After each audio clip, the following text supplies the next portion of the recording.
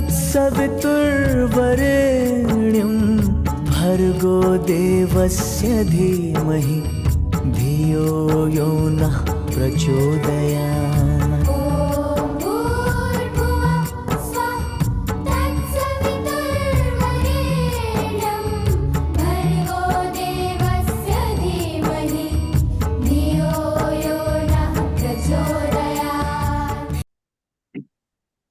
जयतुल्या माँ शक्ति आज स्वाध्याय चिंतन का हमारा क्रमांक है 773, दिन बुधवार, तारीख 25 अक्टूबर 2023।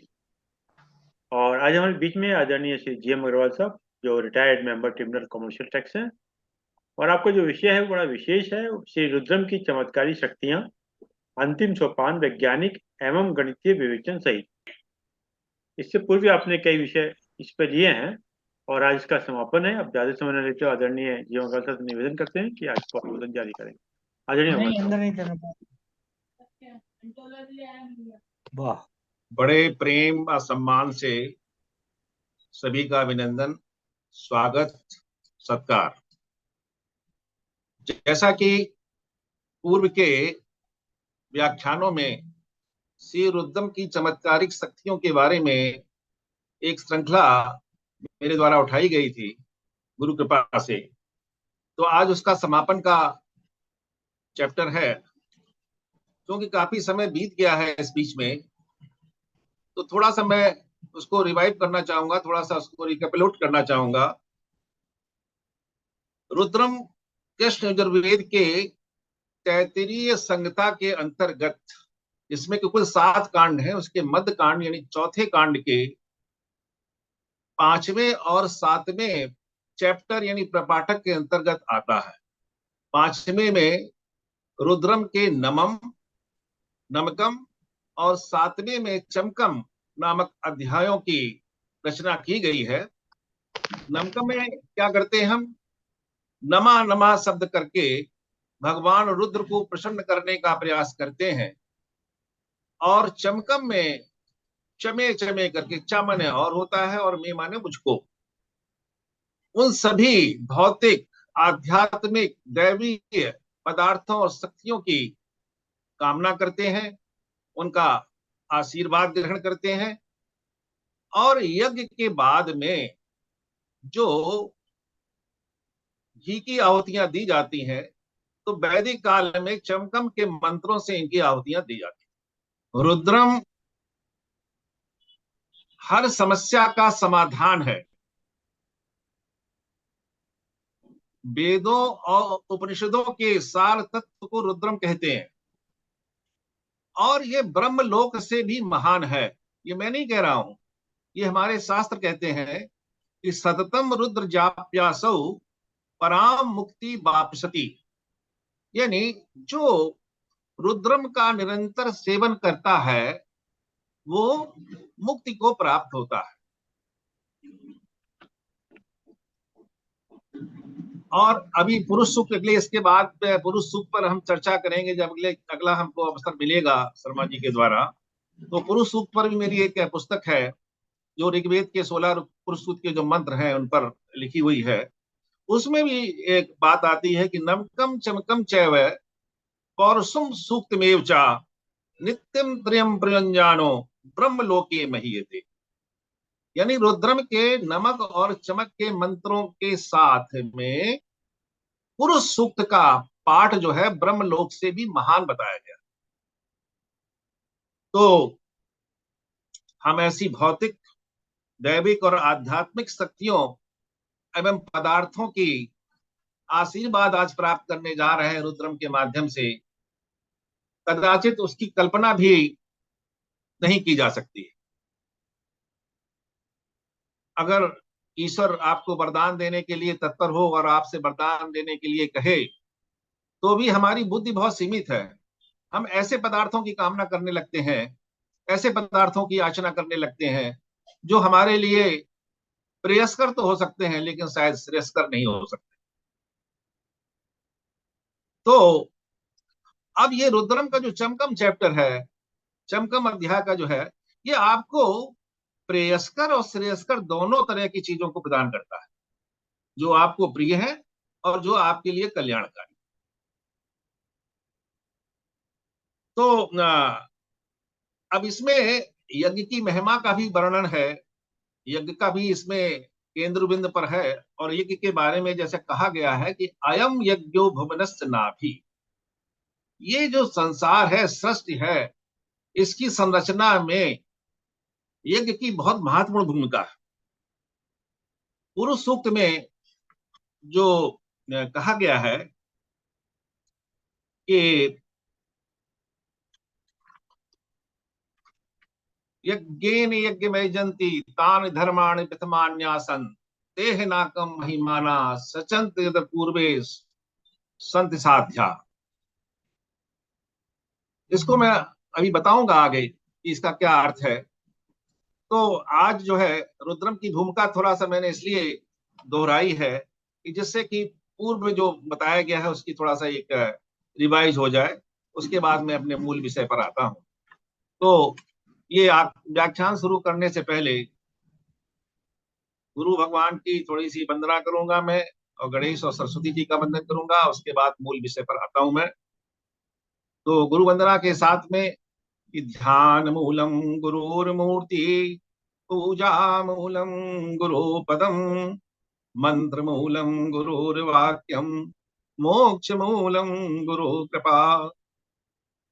गुरु की जो है, सदगुरु अगर जीवन में मिल जाए तो फिर किसी चीज की आवश्यकता ही नहीं। ये जो श्लोक है, ध्यान भी जो है वो गुरु की मूर्ति है। अगर गुरु की चरणों की सेवा मिल जाए तो वो क्या है, पूजा है आपकी। और अगर गुरु की कृपा हो जाए तो फिर आपको किसी मंत्र वंत्र की आवश्यकता भी नहीं। उसकी कृपा से ही आपको मोक्ष की भी प्राप्त हो सकती है कि मोक्ष मूलम गुरु कृपा। तो मैं ऐसे गुरु की वंदना करता हूँ। सभी लोग अपने अपने गुरुओं का मन में स्मरण करें और इस व्याख्यान को आगे बढ़ाते हैं। और गणेश चूंकि इस व्याख्यान में कोई बाधा ना आए, इसलिए गणेश वंदना हम करते हैं कि हमारा सभी कार्य जो है निर्विघ्न संपन्न हो जाए। इसीलिए एक मंत्र के द्वारा कि अभिषिक्ताद सिद्ध्यर्थम पूजितो यासुरासुरैः सर्व विघ्न हरस्तस्मै गणाधिपते नमः। सर्व विघ्न हरस्तस्मै गणाधिपते नमः। हे गणपति, हमारी सभी विघ्न बाधाओं को दूर करें और हम आपका वंदना करते हैं, हम आपकी चरणों की सेवा करते हैं।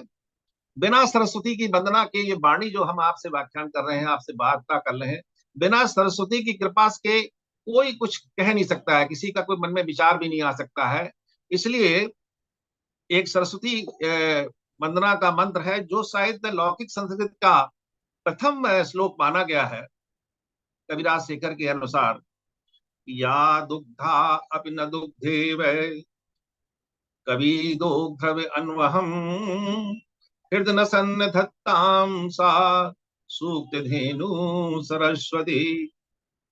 सरस्वती क्या है, कवियों के द्वारा, विचारकों के द्वारा, लेखकों के द्वारा निरंतर दुही जाने के उपरांत भी, जैसे कामधेनु गाय होती है, उसको निरंतर चाहे कितना भी उसका दोहन किया जाए, लेकिन फिर भी उसका जो है, फिर भी उसका दुग्ध जो है कभी कम नहीं होता है। उसका अमृत समान दुग्ध हमेशा परिपूर्ण रहता है। इसी तरह सरस्वती माँ जो है आपके विचारों में निरंतर नवीनता और उत्तमता प्रदान करती रहती है। ऐसी सरस्वती को मैं प्रणाम करता हूँ बारंबार। तो आज जो है अब विषय पर हम आते हैं इसमें कि पहले शायद मुझे याद नहीं कि हमने कहां तक इसको लिया था। तो नवम और दसम अनुवाक, आठवां अनुवाक तक हम पूरा कर चुके थे इसमें शमकम के। नवम में क्या है, यज्ञ के उपादानों को, जो भी तमाम प्रकार के यज्ञ संपन्न करने के जो उपादान होते हैं, साधन होते हैं, जो वस्तुएं होती हैं, उन सबको इस नवम अनुवाक के द्वारा मांगा गया है। इसलिए इस पर बहुत ज्यादा चर्चा हम करने की आवश्यकता नहीं समझते। दसम अनुवाक में सभी श्रेणी के गौ पशुधन इनकी मांग की गई है। और इन्हीं अनुवाकों में एक दो मंत्र इंपॉर्टेंट हैं, जैसे मैं बता दूं आपको। एक मंत्र आता है इसमें, सक्वरीह गुलियो दिशश्चमे, सक्वरीह गुलियो दिशश्चमे। इसका मतलब क्या हुआ कि जो भगवान रुद्र की उंगलियां हैं वही सभी दिशाएं हैं, वही सभी दिशाएं हैं। और अगर इस मंत्र का जप करने के, जैसे दिशाशूल का जो लोग निषेध करते हैं कि भाई इस दिशा में मत जाइए या दिशाशूल लग रहा है, तो अगर कोई ऐसी स्थिति आ जाती है और कोई एस्ट्रोलॉजी पर विश्वास करने वाला होता है, तो इस मंत्र को अगर पढ़ करके किसी भी दिशा में जाएगा तो उसको दिशाशूल का प्रतिकूल फल नहीं मिल पाएगा।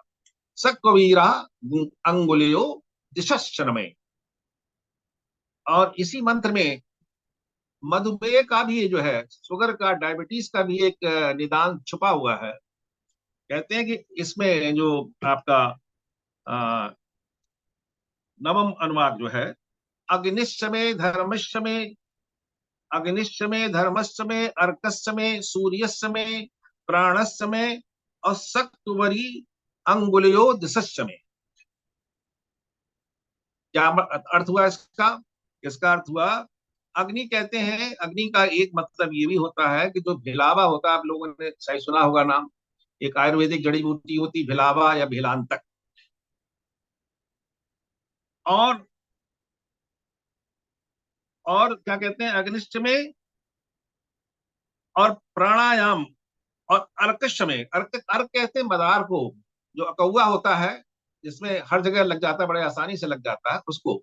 यानी ये दो चीजें जो है, मुझे पता नहीं क्या इसका आयुर्वेदिक, क्या इसका वो संयोजन होता है, लेकिन ऐसा इसमें विधान किया गया है कि मदार का और इसका भिलावे का जो है प्रयोग, वो डायबिटिक रोगों में बहुत फायदेमंद होता है। और इसी के साथ क्या, प्राणस्य में और पृथ्वी चमे। प्राणायाम, अगर अगर पृथ्वी पर आप उंगलियों के बल चलते हैं और प्राणायाम करते हैं, धूप में, कर्मश में, अग्नि में, अग्नि के उसमें, सूर्य के अग्नि अग्नि में, तो आपको डायबिटीज में इसमें लाभ मिलता है। बहुत से लोगों को आपने देखा होगा पार्क में घूमते हुए कि वो पंजे के बल अपने चलते हुए दिखाई पड़ जाएंगे, पैरों की उंगलियों पर दबाव डालते हुए आपको दिखाई पड़ेंगे आपको। तो वो जो है क्या है, वो आपको बहुत डायबिटिक में फायदेमंद चीज है एक्सरसाइज आप। तो ये हमारे वेद मंत्रों में इसका विधान जो है गूढ़ गूढ़ अर्थ में किया गया है, यानी दोनों फायदे हैं। हमें भौतिक लाभ तो मिल ही रहा है मंत्रों के द्वारा, और साथ साथ हमारे शारीरिक और स्वास्थ्य की लाभ का भी जो है हमको उसका फायदा हो रहा है।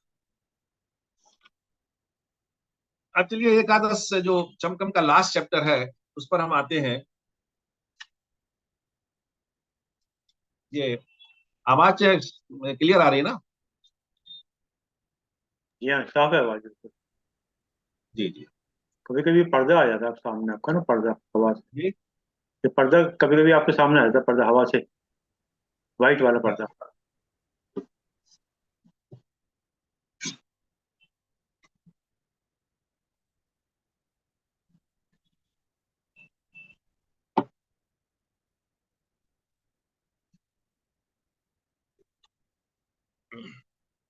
तो एकादश अनुवाद, 11वां अनुवाद चमकम का जो है, अब देखिए इसमें संख्याओं के बारे में कहा गया है। बड़ा अजीब सा है ये एकादश अनुवाद कि एकाचमे, त्रिश्चमे, पंचचमे, सप्तचमे, नवचम, एकदश, एकादशमे, त्रयोदशमे, पंचदशमे, सप्तदशमे, नवदशम चमे, एकवीगम शतस्यमे, त्रयोवीगम शतस्यमे, पंचवीगम शतस्यमे, सप्तवीगम शतस्यमे, नववीगम शतस्यमे, एकत्रीगम सच्चमे, त्रयस्त्रीगम सच्चमे, चतुरश्चमे, अष्टौचमे, द्वादशमे, षोडशमे, विगम शतस्यमे, चतुर्विगम शतस्यमे, अष्टाविगम शतस्यमे, द्वात्रिगम सच्चमे, षट्त्रिगम सच्चमे, चत्वारिगम सच्चमे, चतुश्चत्वारिगम सच्चमे, अष्टाचत्वारिगम सच्चमे, बाजस्य प्रसवश्चापिजस्य कृतस्य शुभस्य मूर्धा च विष्णुश्चान्त्यायनश्चान्तस्य भवनस्य भुवनाश्चाधिपतस्य। ये मंत्र है। अब देखिए इसमें क्या कहा गया, एकाच में रुद्र से प्रार्थना की जा रही कि एक, हमको एक संख्या से संबंधित जितनी भी चीजें हैं, वस्तु हमको दे दीजिए। इसमें बड़े गूढ़ और गणितीय भाषा में ऐसे ऐसे पदार्थों की याचना की गई है, उनका आशीर्वचन प्राप्त करने का प्रयास किया गया है कि आप जो है, और उसके बाद कहते हैं त्रस्त में तीन संख्या, 5, 7, 9, 11 जो विषम संख्याएं हैं, 1 से लेकर के और 33 तक, 1 से लेकर के 33 तक जो विषम संख्याएं हैं, उनकी पहले हमने मांग की भगवान रुद्र से। तो ये जो मंत्र आया है, त्र्यंग एकस्त्रीगम चमे त्रयस्त्रीगम सचमे, विंशति कहते हैं 20 को, 63 कहते हैं 30 को, और चत्वारिंशत कहते हैं 40 को संस्कृत में। तो ये जो है 33 अंकों तक विषम संख्याओं की पहली मांग की गई है।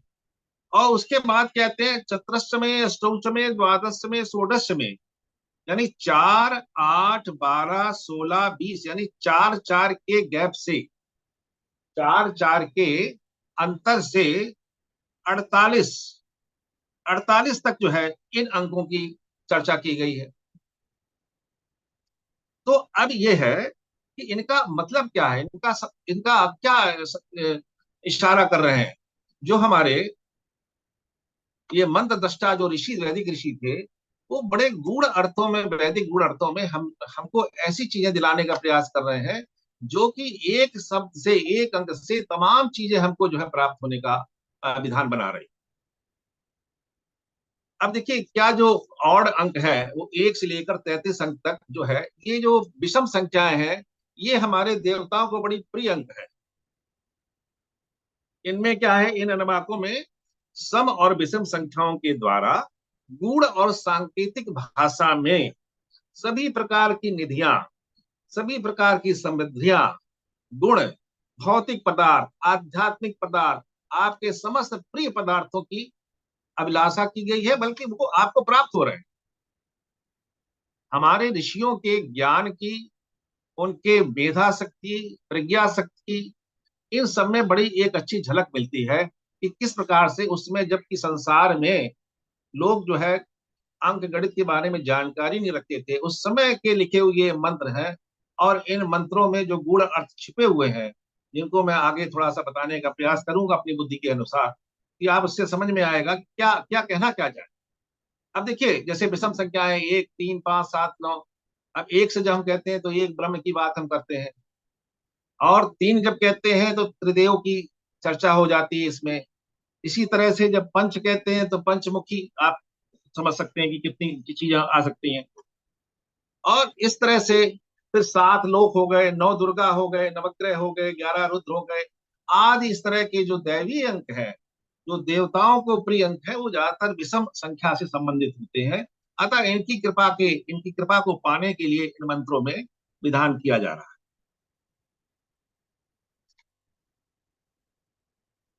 अब आपने देखा होगा कि भगवान शंकर के 5 जो है मुख वाले, या गणेश जी के पंचमुखी प्रतिमाएं होती है। हनुमान जी की भी कुछ प्रतिमाएं पंचमुखी आपको मिल जाएंगी। तो ये पंचमुखी का क्या मतलब क्या है? पंचमुखी से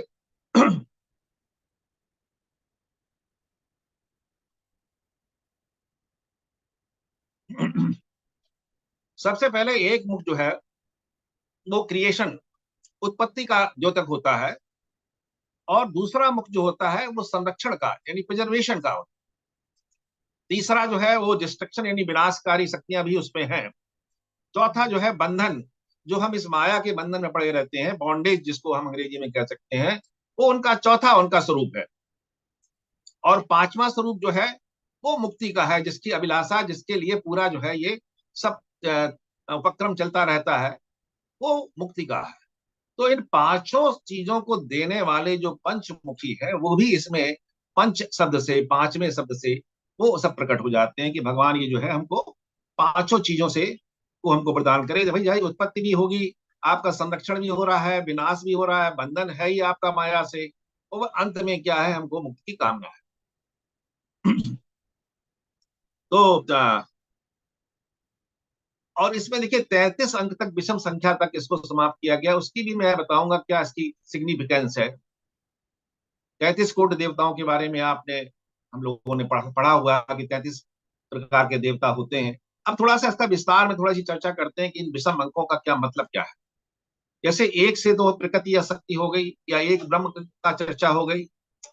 3 से जो हम 3 बात करते हैं तो सत्य, रज और तम, 3 गुणों की बात हो गई। 5 से पंच महाभूत, पृथ्वी, जल, अग्नि, आकाश और वायु। 7 से 5 ज्ञानेंद्रियां और मन बुद्धि। जब 9 की बात करते हैं तो शरीर के जो 9 द्वार होते हैं, इनकी पुष्टि, इनका स्वास्थ्य अच्छा रहे, इनके माध्यम से हम अच्छी चीजों को ग्रहण करें, इसकी इसका आशीर्वाद हो गया। शरीर के 9 द्वार, 2 आंख है, 2 कान है, 2 नासिका छिद्र है, 1 मुख द्वार है, 1 गुदा द्वार है, 1 मूत्र द्वार, इस तरह से शरीर के 9 द्वार बताए गए। और 11 अंक क्या बताता है? 10 तो प्राण होते हैं हमारे, 5 मुख्य प्राण होते हैं और 5 उप प्राण होते हैं। प्राण, पान, उद्यान, उदान, समान, नाग, कूर्म, क्रकिल, देवदत्त, धनंजय। और 11वां सुषुम्ना नाड़ी, जिसमें कि सभी प्राणों का संचरण होता है। तो 11 अंक इन चीजों को बताता है कि हमारे 10 प्रकार के प्राणों की शक्ति बराबर बनी रहे, और इनमें सुषुम्ना में इन प्राणों का संचार जो है वो अच्छे तरीके से होता है। 13 शब्द जो है वास्तुमंडल के 13 प्रमुख देवता बताए गए। 15 में मुख्य नाड़ी समूह 15 बताई गई। 17 में सूक्ष्म शरीर के जो अवयव हैं, 5 ज्ञानेंद्रियां, 5 कर्मेंद्रियां, 5 तन्मात्राएं, बुद्धि और मन, ये सूक्ष्म शरीर के और स्थूल शरीर के अवयव। 19 में जीवनदायी जो 19 औषधियों का वर्णन आयुर्वेद में किया गया, उनकी प्राप्तता, उनकी उपलब्धता के बारे में इसमें यहां बताया गया है। और 21 में क्या है? शरीर के जो संवेदनशील भाग होते हैं उनकी चर्चा की गई है। कुछ संवेदनशील ऐसे भाग होते हैं जिसमें जरा सी भी चोट पहुंचने पर, जरा सी प्रहार करने से मनुष्य की मृत्यु तक हो सकती है। और 23 जो है असाध्य रोगों के जो अधिपति देवता है। अब देखिए, 23 शब्द से जो हमने 23 की मांग की गई, तो ये जितने भी असाध्य रोग हैं उनके अधिपति देवताओं की जो है हमने प्रार्थना और उनकी जो है वंदन किया है, तो उनकी कृपा पाने के हम अधिकारी हो जाते। 25 में 25 अप्सराओं का मुख्य वर्णन किया गया है। देखिए, इसे भौतिक पदार्थ भी आपको मिल रहे हैं सब। और 27 प्रकार के गंधर्व हो गए। 29 में जो है इलेक्ट्रिक एवं इलेक्ट्रोमैग्नेटिक, ये जो है इसका ज्ञान भी हमारे ऋषियों को था, और इनके जो है विद्युत देवगण कहलाते हैं। ये 29 प्रकार के विद्युत देवगण कहलाते हैं, उनकी कामना हो गई। 31 में सूर्य मंडल के जो ग्रह हैं, वैसे तो हमारे 8 ग्रह बताए गए हैं, इसमें राहु केतु को छोड़ दीजिए, अरुण और वरुण सहित जो है सूर्य के चारों ओर चक्कर लगाने वाले सूर्य के अलावा 8 ग्रह होते हैं। अभी हाल में भी जनवरी 2023 में नासा ने एक 9वें ग्रह, जिसका नाम उन्होंने प्लेनेट 9 दिया है, उनके डायरेक्टर जिम ग्रीन ने इसकी घोषणा की है, इसकी खोज की गई।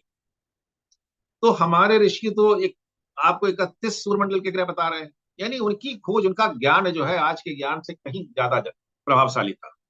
और 33 जो है वो देवों की श्रेणियां, 33 कोटि देवताओं की चर्चा तो बहुत कई बार हुई है। इसमें 8 वसु हैं, 11 रुद्र हैं, 12 आदित्य हैं, इंद्र और प्रजापति सहित जो है वो 33 कोटि देवताओं की चर्चा इसमें की। तो हमने देखा कि विषम संख्याओं के माध्यम से हमने इतनी देवताओं का, इतने प्रकार के पदार्थों का, इतनी प्रकार की शक्तियों का, इतने प्रकार के उपलब्धियों का हमने अर्जन कर लिया। तो एक शब्द से देखिए, इन शब्दों के माध्यम से, संख्या के माध्यम से ऋषि आपको इन इन अमूल्य उपहारों को प्रदान करने जा रहे हैं। अब इसके बाद चलते हैं जो सम संख्याएं आती। सम संख्याओं में क्या है? 12 सम संख्याएं दी गई हैं। 4, 8, 12, 16, 20, 24, 28, 32, 36, 40, 44 और 48। अब इनका थोड़ा सा हम बताएंगे महत्व क्या है।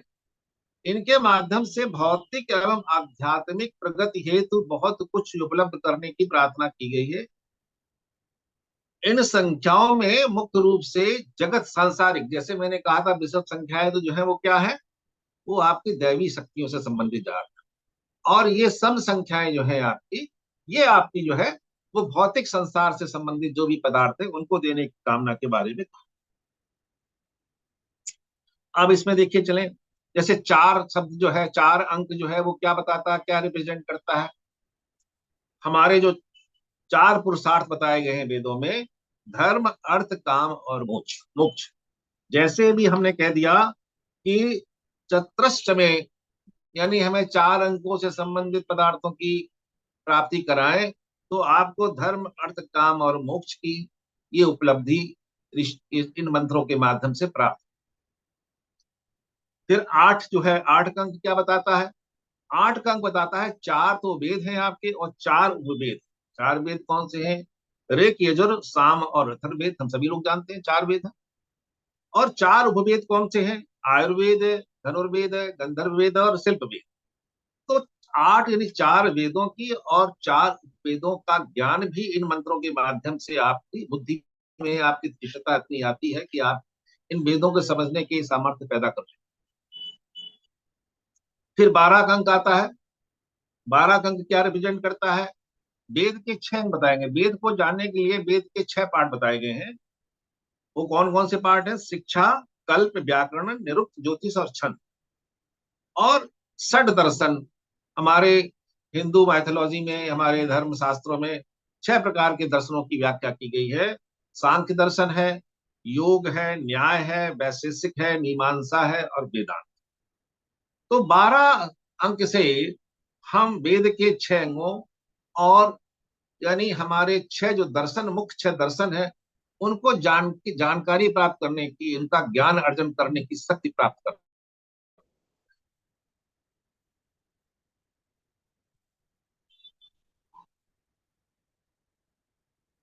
अब आइए 16 अंक पर। 16 अंक क्या रिप्रेजेंट करता है? 16 अंक जो है आपको षोडश मातृका शक्तियों के की आपको कृपा प्राप्ति करा रहा है। कौन कौन सी 16 मातृका शक्तियां हैं? गौरी, पद्मा, सची, मेधा, सावित्री, विजया, जया, देवसेना, सुधा, स्वाहा, मातरा, लोक मातरा, दिति, पुष्टि तथा तुष्टि, आत्मना, कुल देवता। ये 16 प्रकार की जो मातृका शक्तियां हैं, उनकी कृपा आपका 16 अंक के माध्यम से प्राप्त। फिर 20 में क्या है? 5 ज्ञानेंद्रियां होंगी, 5 कर्मेंद्रियां हो गई, 5 तन्मात्राएं हो गई और 5 महाभूत हो गए। ये 20 अंक रिप्रेजेंट कर रहे हैं। 24 ये गायत्री के छंद के वर्णों की संख्या है। गायत्री छंद जो है 24 वर्णों की संख्या से बना गया गायत्री मंत्र कहलाता है। देखिए, हमारे वेदों में, तमाम प्रकार के वेद मंत्रों में छंदों का प्रयोग किया गया है। और इन छंदों का ज्ञान, वेद के ज्ञान प्राप्त करने के लिए छंद जो है, वो हमारे वेद के जो 6 अंग बताए गए उनका एक भाग है। तो गायत्री मंत्र में जब 24 की संख्या का बात करते हैं, तो गायत्री मंत्र की सिद्धि आपको प्राप्त होने का विधान किया जाए। इसी तरह से 28 अंक बताता है उष्टिक छंद के बारे में, 32 अनुष्टुप छंद के वर्णों की संख्या बताता है, 36 आपको बृहति छंद के बताता है, 40 आपको पंक्ति छंद के बारे में बताता है, 44 आपको त्रिष्टुप छंद के वर्णों की संख्या का ज्ञान कराता है, और 48 आपको जगती छंद के वर्णों की संख्या का ज्ञान कराता है। सबसे बड़ा जो छंद है वो 48 अंकों वाला जगती छंद है। तो सभी प्रकार के छंदों के ज्ञान का अर्जन करना है अगर, तो आप इस रुद्रम के अनुवाक का सेवन करें। अब देखिए इसका फल क्या है कि जैसे अगर 33 कोटि देवताओं का एक साथ अनुग्रह प्राप्त करना है, तो आपको अलग अलग देवताओं की स्तुति और उपासना करने की आवश्यकता नहीं है। रुद्रम के सेवन मात्र से, इस मंत्र के सेवन मात्र से आपको 33 कोटि देवताओं का अनुग्रह प्राप्त हो रहा है। कौन सा मंत्र है?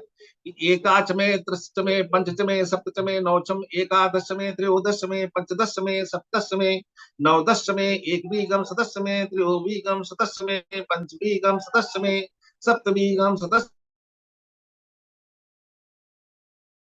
नववीगम सदस्यमे, एकत्रीगम सदस्यमे।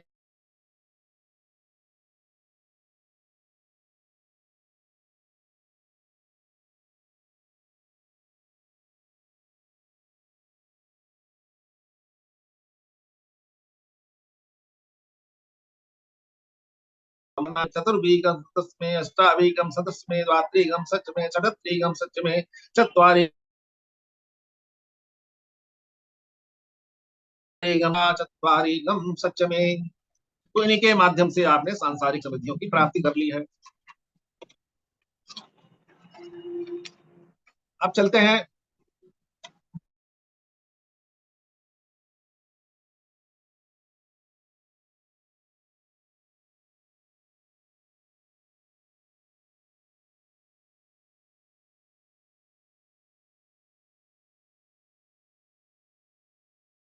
होती है अति परिपूर्ण और अति प्रचुर संख्या, यानी perfect, super perfect and super abundant numbers. तो अति परिपूर्ण और अति प्रचुर कौन सी संख्याएं होती हैं? अगर किसी संख्या को पूर्णता विभाजित करने वाली अन्य संख्याओं का योग उस संख्या से अधिक हो जाए। अभी इसको मैं जरा एक्सप्लेन करूंगा, आपको समझ में आ जाएगा। जैसे सपोज कर ली 24 एक संख्या है, जो कि हमारे इसमें हमने मांगी है सम संख्याओं में। तो 24 के जब फैक्टर्स हम बनाएंगे तो कौन कौन से फैक्टर बनेंगे? 1, 2, 4, 6, 8 और 12। इन संख्याओं से 24 पूरा कट जाएगा। 2 से भाग देंगे तो 12 आएगा, 4 से भाग देंगे तो 8 आएगा। यानी 1, 2, 4, 6, 8, 12 से ये संख्या पूरी तरह से विभाजित हो जाएगी। ठीक है ना? अगर इनका जोड़ करें 1, 2, 4, 6, 8, 12 का, तो टोटल कितना आएगा? 33 आएगा। यानी वो संख्या जिस अन्य संख्याओं से जिसका भाग देने पर पूर्णतया कटने वाली संख्याओं का योग करने पर वो जो योग आता है उस संख्या से ज्यादा हो जाए, तो आपको समझिए कि आपकी वो संख्या सुपर परफेक्ट या सुपर अबंडेंट है।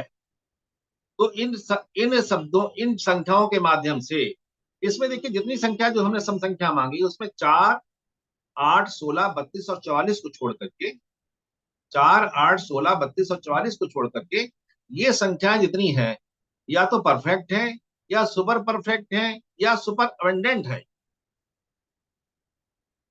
तो इन संख्याओं के माध्यम से क्या हुआ कि इन संख्याओं के माध्यम से आप परफेक्शन मांग रहे हैं, और केवल परफेक्शन ही नहीं मांग रहे हैं, सुपर परफेक्शन मांग रहे हैं, सुपर अबंडेंस मांग रहे हैं। यानी आपको अति प्रचुरता, किसी चीज की कमी, एक तो प्रचुरता हो गई आपकी कि भाई धन धान्य भरा हुआ है, आपकी बुद्धि खूब अच्छी बढ़िया है, आपका स्वास्थ्य के अंग शरीर सब बहुत बढ़िया है, और एक सुपर परफेक्ट और सुपर अबंडेंट। यानी देखिए ऋषि जो है इतने ही से तक संतुष्ट नहीं होते हैं कि भाई हो गया, चलो बहुत हो गया। उसके बाद जो सबसे ज्यादा परफेक्ट से परफेक्ट जो हो सकता है वो आपको देने का प्रयास करते हैं। इसी तरह से 48 की संख्या मान लीजिए आप, क्योंकि अंतिम जो इसमें सम संख्या 48, तो 48 का भी जब आप भाग देकर के इसके फैक्टर्स बनाएंगे, 1, 2, 4, 6, 8, 12, 16, 24 और इनका योग करेंगे तो ये 48 से कहीं ज्यादा निकलेगा। तो ये भी आपकी सुपर परफेक्ट या सुपर अबंडेंट संख्या होगी। अब परफेक्ट संख्या क्या हो गई? परफेक्ट संख्या उसको कहते हैं जब उसके हम फैक्टर्स बनाते हैं किसी संख्या के, और उनका जब हम जोड़ करते हैं, उनका योग करते हैं, तो उसका जोड़ उस संख्या के बराबर आ जाए, न कम हो न ज्यादा। जैसे 28, 28 एक अंक लेते हैं हम, तो 28 में क्या होगा, उसके फैक्टर्स क्या होंगे? 1, 2, 4, 7 और 14। 14 दूनी 28, 7 चौको 28, 4 सत्ते 28 और 14 दूनी 28 और 28 एक से 28 चली जाएगा। इन सबका जब टोटल करेंगे 1, 2, 4, 7, 14 का, तो 28 ही संख्या आएगी, न कम आएगी न ज्यादा आएगी। तो क्या होगी? परफेक्ट। आपके जीवन में ये संख्याएं बड़ी महत्वपूर्ण है। अगर आपका मूलांक या जन्मांक जिसको कहते हैं, ये इन अंकों के बराबर होता है, तो आपको परफेक्ट आदमी है, या सुपर परफेक्ट है, या सुपर अबंडेंट के गुण आपके अंदर हैं, या मिलेंगे आपको। आपकी क्षमता है आपके अंदर, आप प्रयास करेंगे तो आपको प्राप्त हो सकते हैं। ये चीजें बताती हैं। तो ये जो संख्या है, चमकम के मंत्र से इन गुणों की आकांक्षा की गई है कि मनुष्य क्या हो? परफेक्ट बने, सुपर परफेक्ट बने, और उसके पास किसी चीज की कमी न रहे, हर चीज सुपर अबंडेंट हो, केवल प्रचुर मात्रा में ना हो, अति प्रचुर मात्रा में। दैवीय गुण कह रहा हूं मैं, बुराई भी नहीं कह रहा हूं, अच्छे गुण, अच्छी चीजें। अब देखिए 2 अंक हैं।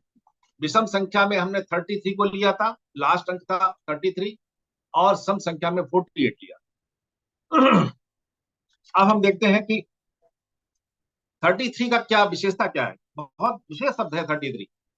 33 में जो है, मनुष्य की जो वर्टिबरीज होती हैं, टोटल वर्टिबरीज जो होती हैं, वो 33 होती है।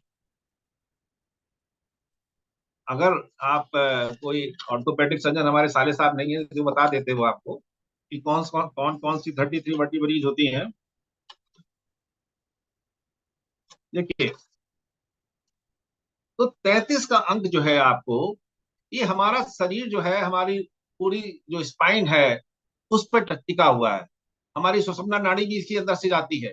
हमारी जो भी शक्ति है, चित्त शक्ति है जिसको कहते हैं, हमारी कुंडलनी शक्ति जो है, वो भी इसी के माध्यम से प्रवाह करती है। अगर इन वर्टिब्रीज में अगर आपकी कोई रुकावट है, कोई व्यवधान है, तो आप न तो आपका स्वास्थ्य अच्छा रहेगा, ना आपकी भौतिक प्रगति हो पाएगी, ना ही आध्यात्मिक प्रगति हो पाएगी। तो 33 का जो वर्टिब्रीज है, इसमें क्या 7 तो सर्वाइकल होती है गर्दन के पास, C1 से लेकर C7 तक। फिर उसके बाद 12 जो वर्टिब्रीज होती है वो थोरिक होती हैं, आपकी पीठ के पास होती हैं। 5 फिर लंबर होती हैं L1 से L5 तक। अगर L5 में आपका जो है प्रॉब्लम आ जाती है तो आप समझिए कि साइटिका हो गया आपको, ठीक है ना। 5 आपके सेक्ट्रम में वर्टिब्रीज होती हैं S1 से लेके S6 तक। और 3 से 5 तक जो होती हैं वो इसकी सैक्रम वर्टिब्रीज पे अंदर इंफ्यूज होती हैं। तो वो कौसी झील कहते हैं। हो सकता है कि स्पेलिंग मुझे ठीक से पता ना हो, लेकिन कुल मिलाकर के आपकी जो साइंस है, मेडिकल साइंस में 33 वर्टिब्रीज है। तो 33 तक की संख्या क्यों ली गई? 33 के आगे क्यों नहीं ऋषियों ने इसकी कल्पना की? ऐसा नहीं उनको अंकों की ज्ञान नहीं था। इसका दूसरा देखिए पहलू, संस्कृत भाषा में 33 कॉन्स्टोन ये कॉन्सोनेंट्स यानी व्यंजन माने गए।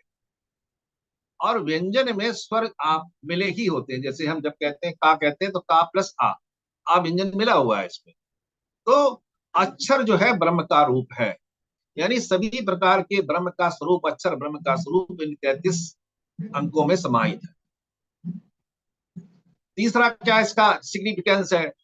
33 को मास्टर नंबर बताया गया। इसका आध्यात्मिक महत्व बहुत है। कारण उसका क्या है? एक ये जो 33 मिला है, 3+3 करके बना है। तीन के अंक आए हुए हैं इसमें। तो 3 का जब हम आपको डिवाइड करेंगे, 1 और 3 से डिवाइड होगा ये, तो इनका जब जोड़ करेंगे तो 4 आएगा, जो सुपर परफेक्ट या सुपर अबंडेंट नंबर अपने आप बन जाता है। और इनका 3 और 3 का योग करेंगे अगर हम, तो वो 6 आएगा। 6 को ज्योतिष में सूर्य का अंक कहा गया है। और सूर्य अगर आपका प्रभावशाली है, सूर्य को आत्मा कहा गया है, तो आपका व्यक्तित्व अपनी। एक और बड़ी इंपॉर्टेंट चीज, इस 33 में बड़ी चीजें छुपी हुई हैं, बड़ी रहस्यमय चीजें छुपी हुई हैं। पूरी साइंस और पूरा जो है मेडिकल साइंस छुपा हुआ है। 33 जो है डीएनए के जो माइटोकॉन्ड्रियल जो मूलभूत बेस है वो 33,000 माने गए। तो उन संख्या को माइटोकॉन्ड्रियल जो आपके बेसिक जो आपके पेयर्स हैं डीएनए के, वो 33,000 है। उसको 33 संख्या ये रिप्रेजेंट करती है। और इसी प्रकार जे जो 48 अंक जो है सम संख्याओं में लास्ट में दिया गया है, वो आपके 48 बिलियन न्यूक्लियर बेस को रिप्रेजेंट करती है। 48 मिलियन न्यूक्लियर बेस को रिप्रेजेंट करती है। और ये माइक्रोडोनियल और न्यूक्लियर बेस मिला के आपके पूरे सुपर आपके डीएनए के स्ट्रक्चर को बनाती है ये। तो आपको 33 और 48 जो अंक लिए गए हैं, ये पूरी आपकी शारीरिक संरचना को ही रिप्रेजेंट करते हैं। यानी आप समझिए कि हमारे ऋषियों को डीएनए का भी ज्ञान था। सांकेतिक और गूढ़ भाषा में उन्होंने इस चीज को यहां पे देने का प्रयास किया है। एक चीज और बताऊं मैं आपको कि 33 नंबर जो है वो एंजल नंबर कहलाता है, देवदूत नंबर कहलाता है। और ये नंबर अगर आपके जीवन में बार बार आपका रिपीट हो रहा है किसी प्रकार से, तो आप ये समझिए कि आपको आध्यात्मिक प्रगति के लिए आपको आपको देवताओं की कृपा प्राप्त होने जा रही। मैं आपको बताऊं, मैं जब आगरा पोस्टेड था मैं, तो मेरा जिस मकान में प्राइवेट मकान लिया, मुझे सरकारी मकान नहीं मिला, तो उसका नंबर 109 था। उसका भी जोड़ करेंगे तो 10 आएगा। फिर मुझे सरकारी मकान मिला, वो 10 नंबर का वो था, बंगला था। और मुझे जो सेक्टर अलॉट हुआ वहां पे, वो भी 10 नंबर था। हमारे जो सेक्टर में कर्मचारी थे वो भी 10 थे। तो मैंने ये देखा कि बड़ा असरस था कि वो 10 नंबर बार बार रिपीट हो रहा है।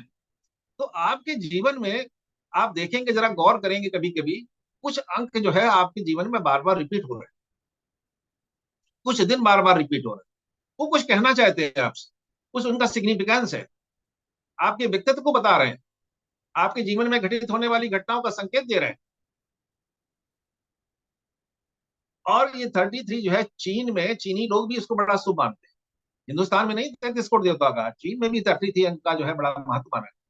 तो हमारे जो वेद में इस मंत्र में 33 अंक को जो लिया गया है, उसका एक बड़ा एक सुपर उसका प्रभाव है, उसको इसलिए लिया गया है।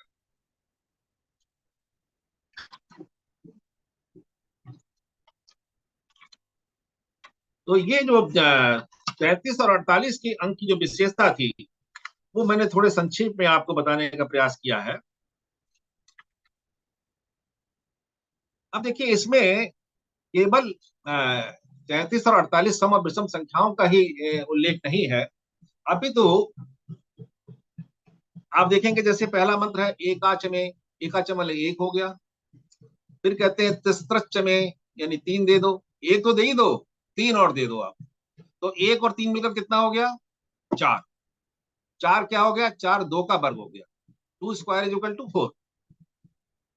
फिर आप देखिए, फिर कहते हैं पंचचमे, यानी आपको 4 तो मिल ही चुका था, 1 और 3 मिलकर के पंचचमे, 5 और दे दो। 5 और 4 मिलके क्या हो गया? 9 हो गया। 9 किसका वर्ग हो गया? 3 का वर्ग। फिर कहते हैं सप्तचमे, सप्तचमे 9 तो पहले था, 7 और हो गया, 9 7 16, यानी 4 का वर्ग। ये क्या बता रहा है? ये मंत्र ये बता रहा है कि आपको वर्ग में, यानी ज्योमेट्रिक प्रोग्रेशन में आपको जो है वो सिद्धियां मिलने जा रही हैं। 1 का वर्ग, 2 का वर्ग, 3 का वर्ग, यानी ये नहीं 1 2 3 4 ही नहीं है। 1 4 16 18, मतलब 1 मिला, 2 का फिर 4 हो गया, 4 का वर्ग 16 हो गया, 16 का फिर आपका उसका वर्ग हो गया। तो इसके वर्ग में जो है आपको 17 तक गया है, 289 टोटल आता है, 17 का वर्ग तक मिलता है इसमें जाकर के। तो इन संख्याओं के माध्यम से दैवीय शक्तियां आपको आ, मतलब कई गुना मिलकर के मिल रही, वर्ग के आकार में मिल रही, ज्योमेट्रिक प्रोग्रेशन में मिलने जा रही, ये कहना चाहते हैं इसको। तो मेरे विचार से जिन वस्तुओं की दिव्य शक्तियों की संख्याओं को प्रतीक बना करके उपासक रुद्र भगवान से मांग कर रहा है, और उनमें निरंतर कई गुना वृद्धि होती रही, ऐसी उसकी याचना। अब देखिए, मंत्र का जो अंतिम भाग है, इतना सब तो ले लिया आपने, लेकिन फिर भी सेटिस्फाइड नहीं है। इतना लेने के बाद भी संतुष्ट नहीं है। फिर कहते हैं बाजस्य में प्रस्पष्ट, बाजस्य प्रस्पश्चापिजस्य। वाज कहते हैं सभी प्रकार की खाद्य सामग्री के, भोजन सामग्री को जो कोई आपको पुष्टता दे, शारीरिक पुष्टता दे और आपको आध्यात्मिक और मानसिक पुष्टता भी दे, उसको वाजा बोलते हैं। तो अब मंत्र के माध्यम देखिए, बिना भोजन के, बिना कुछ तो ना भजन होता है और ना कुछ और हो सकता है। तो पुनः क्या मांग रहा है ऋषि कि बाजस और प्रसवश, प्रसव कहते हैं उत्पादन को, प्रसव पीड़ा जैसे कहते हैं ना, जब कोई चीज उत्पन्न होने होती है, उत्पत्ति होती है तो प्रसव होता है, तो उसको उत्पादन बोलते हैं। और अपिजस कहते हैं उत्पादन की श्रृंखला को। क्रतुष कहते हैं यज्ञ को। यज्ञ अगर जब तक नहीं होगा तब तक आपको, वर्षा का कारण यज्ञ ही होता है, और वर्षा के माध्यम से ही आपको फसल या आपको अन्न की प्राप्ति। फिर कहते हैं सुबह में, यानी सूर्य की किरणें, अगर सूर्य नहीं पैदा होगा तो आपकी फसलें नहीं पकेंगी। और मूर्धाच में आकाश, मतलब कहने का यह है कि इस मंत्र के माध्यम से आपको पुनः जो है दैवी शक्तियों, उनकी शक्तियों की जो आपको अभिलाषा आपकी पूर्ण की जा रही है, इसके साथ साथ आपको भौतिक पदार्थों की भी इसमें प्राप्तता को सुनिश्चित किया जा रहा है। तो मंत्र के इस भाग में जो लास्ट में मांगा गया है, जीवन के लिए जो सबसे आवश्यक वस्तु अन्न है, जल की निरंतर उपलब्धता है, उसकी उत्पत्ति के साधन है, और उसके साथ साथ परमेश्वर की कृपा है, ये सब चीजें की सुलभता भी सुनिश्चित की जा रही है।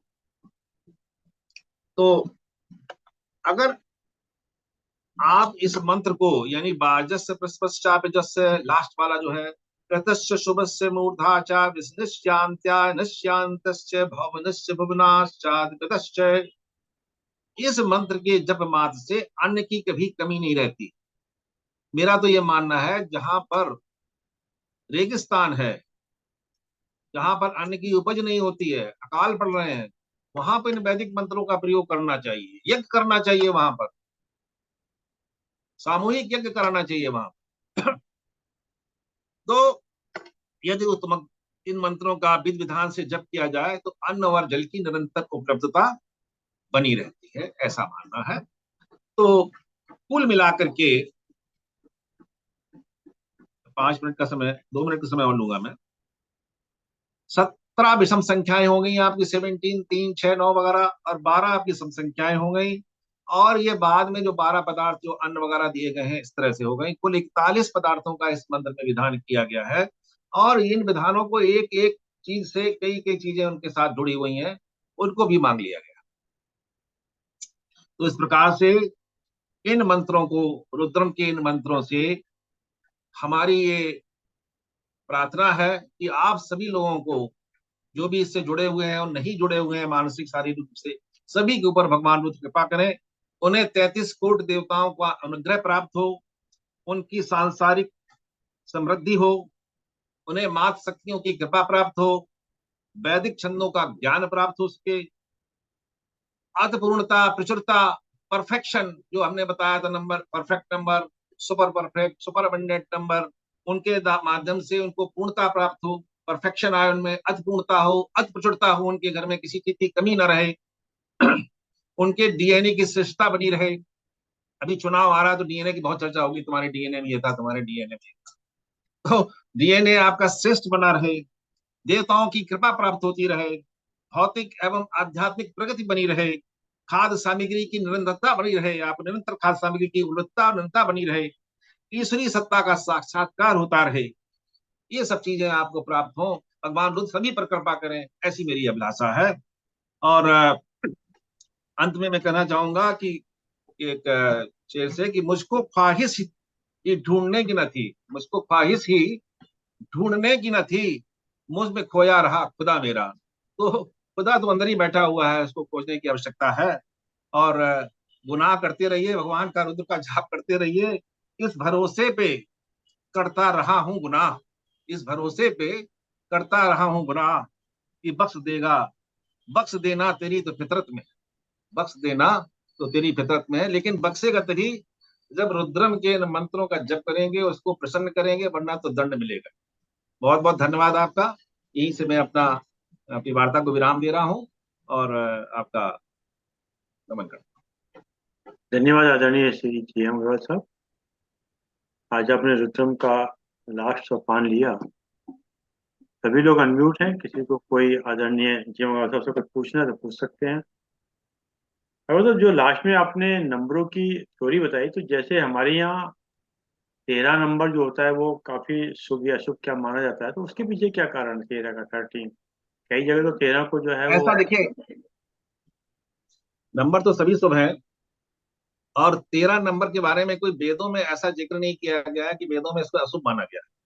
हम्म, हम वेद की बात बता सकते हैं, लेकिन कुछ नंबर जैसे मैंने बताया आपको, ये विषम और सम अंक बताए गए हैं, ये बड़े महत्वपूर्ण अंक। इसमें 13 का जो है भी जिक्र किया गया है। देखिए बताऊं आपको, 13 का नहीं है, 13 का इसमें जिक्र नहीं है। 3, 6, 9,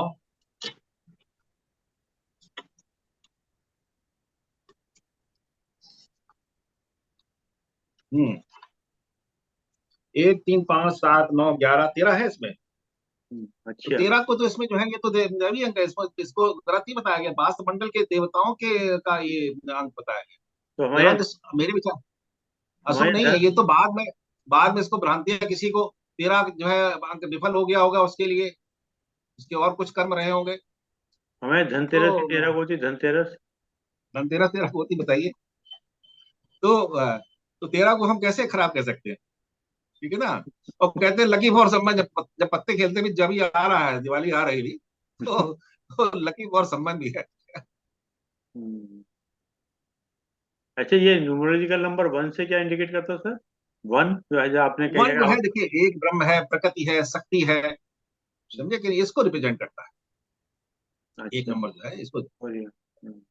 और एक नंबर जो है, देखिए क्या होता है अंकों के, जैसे सपोज के लिए आपका 28 मूलांक का है, मान लो 28 आपकी जन्म तिथि है, ठीक है ना। हमारा हमारा तो नंबर 1 है एक्चुअली। हाँ, एक है तो बहुत बढ़िया, आपको तो वही, आप तो प्रकृति सब जो है उसको माता देवी की कृपा आपको प्राप्त है, ब्रह्म की कृपा प्राप्त है, आप समझे कि नहीं, ठीक है ना। और हर तरीके से किया ना। 19 2 60 है हमारा, तो बन ही आता है हमेशा। वैसे भी ये बनाएगा, अगर नहीं भी आप जोड़ सकते हैं तो मेन जो है आपका तिथि जो है, न्यूमरोलॉजी में दो तरह से जो आपका नंबर जो है मूलांक जोड़ा जाता है। एक तो सभी अंकों का जोड़ कर लीजिए, उसके हिसाब से कर लीजिए, तब भी एक ही या आता है। फिर केवल जो आपकी जो जन्म तिथि है उसके आधार पर आप जोड़ लीजिए, एक उसको आता है। भी आ जा, उसके हिसाब से आ जाता है, ठीक है ना। तो नंबर जैसे मैंने बताया आपको, 10 अंक जो है, मेरा जैसे 30 है, 3 अंक है मेरा, ठीक है ना। तो अच्छा अंक है, सभी अंक 19 अच्छी है। हमारा 19 है तो 10 1 हो गया।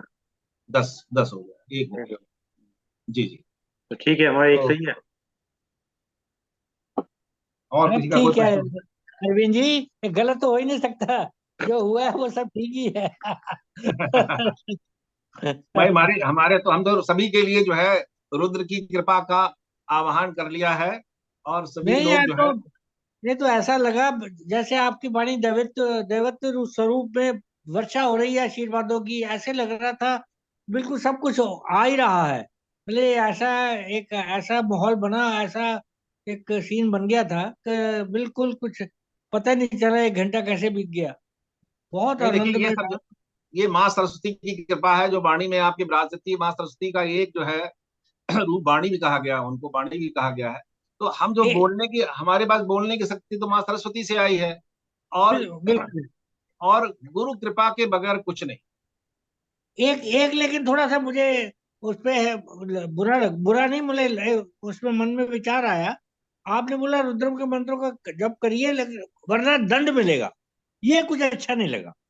अच्छा। ऐसा नहीं तो नहीं, नहीं कि अगर नहीं मैंने नहीं कहा, करोगे तो दंड मिलेगा, ये शब्द तो मतलब के बात बनी नहीं। मैं आपने आपने आपने मुख से भी नहीं निकलना चाहिए था कभी। नहीं नहीं, हमने जो शेर पढ़ा था उसके बाद मैंने कहा था, मैंने शेर क्या पढ़ा था कि गुनाह जब करोगे तो खुदा माफ कर देगा। गुनाह करने पे कहा था मैंने, गुनाह करोगे और ये मानकर कि तेरी फितरत तो माफ करने की है, ए खुदा तेरी फितरत तो माफ करने की है, इसलिए मैं गुनाह कर रहा हूँ। तो फितरत भगवान की तब होगी जब आप भगवान के शरण में जाएंगे। गुनाह करने के बाद में आप उसके शरणागत हो जाएंगे तो माफ हो जाएगी, वरना दंड मिलेगा। और रुद्र के दिखे दंड तो जरूर मिलता है। किस नहीं, रूप में दंड तो मिलता है? कर्मों से मिलता है। कर्म कर्मों कर्म से की। मिलता हाँ। है। तो ये कह रहा कर्म से मिलता है ना। तो गुनाह की जो बात करी थी ना मैंने, गुनाह के संदर्भ में मैंने कहा कि जो आपका शेर था, क्या था शेर वो, तो गुनाह करेंगे और ये मान करके भगवान जो है, खुदा जो है वो आपको, उसकी फितरत है भाई माफ करने की, दयालु है, कृपालु है, और वो हमको माफ कर देगा। तो ऐसा नहीं है, कृपालु तो है वो, कृपालु तभी है जब उसकी शरणागत हो जाओगे, वैसे नहीं है। वैसे दंड का विधान तो सभी के लिए है, तो उसको उसी अर्थ में लें आप। चलिए ऋषि साहब, धन्यवाद दीजिए हाँ, दोस्तों का। तो किसी का प्रश्न तो धन्यवाद। नहीं आ रहा था। धन्यवाद तो ऐसा है कि ये तो बिल्कुल गंगा बह रही थी, वर्षा हो रही थी अब आनंद की। अब इस पे कहाँ जाए, ये सब्जेक्ट ऐसा है ये, इसमें तो मगन हो जाना ही है, और कोई इसका तरीका नहीं है कुछ। इसमें लुप्त हो जाना ही एक तरीका है। और मैं तो पहले भी अब इसमें सोच रहा था कि इसका क्या किया जाए। हम कर नहीं पा रहे इसको, प्रैक्टिकल में नहीं ले पा रहे इसको। कैसे किया जाए ये, इसका अग्रवाल साहब से बातचीत करेंगे, फिर इसका देखा जाए क्या प्रावधान किया जाए। और सबके लिए, क्योंकि है इतना इफेक्टिव है, इतना चमत्कारी है, लेकिन अगर हम इसका लाभ ना लें तो वो दंडी समझो उसको। मतलब आप जो आपने बात कही है कि अगर इसका हम लाभ ना लें तो दंडी हो गया फिर बात नहीं नहीं, वो। आप जिसको जिसको मानते, देखिए आप जिस देवता को मानते हैं वही रुद्र है हम आपके लिए। हम किसी देवता को मानते नहीं है, सर्वशक्तिमान है रुद्रम। जो आप हाँ, रुद्रम रुद्रम कह रहे हैं सर्वशक्ति है, ब्रह्म भी सर्वशक्ति है। हम तो एक वो ब्रह्म को सब मानते हैं, ओम को मानते हैं बस। जिसको माने वो सब सब जो है मेरे हिसाब से सब रुद्र रूप है सब। सच्चिदानंद सर्वरूप सर्वशक्तिमान हाँ, सर्वव्यापक सर्वंतर्यामी अजर अमर है, हम तो उसी को मानते आज देखिए हैं निराकार। इस चर्चा में गाला साहब जुड़े हुए हैं, नए आपको दिखाई पड़ रहे होंगे। जितेंद्र हाँ, गाला साहब बेंगलोर से जुड़े हुए हैं। ये हाँ जी। ये जो है रुद्रम, मेरी किताब जो है रुद्रम की चमत्कारी शक्तियां, वो इन्होंने अमेजन से और फ्लिपकार्ट से खरीद कर उसके माध्यम से ये हमारे साथ जुड़े हुए हैं। और मुझे खुशी है बताने में आपको कि जम्मू कश्मीर से लेकर के और नीचे चेन्नई तक, यानी तमिलनाडु तक मेरी जो ये पुस्तक है वो लोगों द्वारा पसंद की गई है। लोगों ने इस पर अपना आशीर्वाद दिया है और अपनी कृपा दी है। तो ये बेंगलोर से, हम उनको जानते भी नहीं है, केवल इसी रुद्र की किताब के माध्यम से ही हमसे जुड़े हुए हैं। इनका बहुत बहुत नहीं, साधुवाद। बहुत चमत्कारी, बहुत चमत्कारी। बहुत बहुत धन्यवाद आदरणीय जेवी सर, बहुत बहुत बहुत बहुत धन्यवाद आप। बहुत बहुत बहुत धन्यवाद आदरणीय जेवी अग्रवाल साहब, आपने समय निकाल के समय दिया। और जूम के सभी लोगों का बहुत बहुत धन्यवाद, आप सब लोगों ने समय दिया। और जैसा कि एक विचार के साथ और 3 बार ओम के साथ अपनी बात को समाप्त करते हैं। आज का विचार बहुत छोटा सा विचार है। दो लोग एक सा नहीं सोच सकते, दो लोग एक सा नहीं सोच सकते, पर दो लोग एक दूसरे के लिए सोच सकते हैं। दो लोग एक सा नहीं सोच सकते, पर दो लोग एक दूसरे के लिए सोच फिर सकते से हैं, जरा repeat करिए। ताकि आनंद में जो है सब लोग रहें। जो है वो भी आनंद में रहें और जो नहीं है वो भी रहें। आइए। बहुत बहुत